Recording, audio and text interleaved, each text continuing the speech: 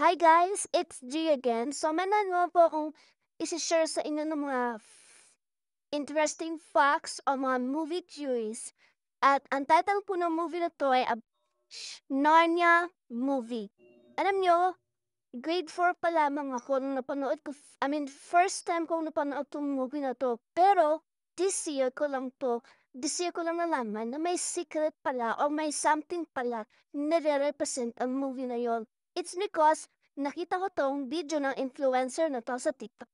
And according dito sa video na napanood ko, doon sa movie na Narnia daw, yung lion na si Aslan is actually nagre-represent na siya kay Jesus Christ. Actually, sa Bible, doon sa story sa Bible, si Judas Iscariot ang nag-betray kay Jesus. In this movie naman, sa Narnia, si Edmund ang nag-betray sa kanyang mga siblings at kay As. And fun facts, and may nakita na ako sa Google before na nabasa ko na hindi lang fire ang nire-refer sa hell, kundi nire-refer din ang hell as cold.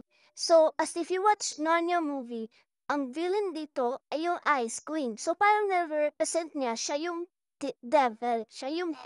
And because of the betrayal of Ed, hinuli si Aslan at pinatay siya ng devil, Queen, Ice Queen. In the Bible, after Jesus Christ was crucified, Jesus Christ was back to life again.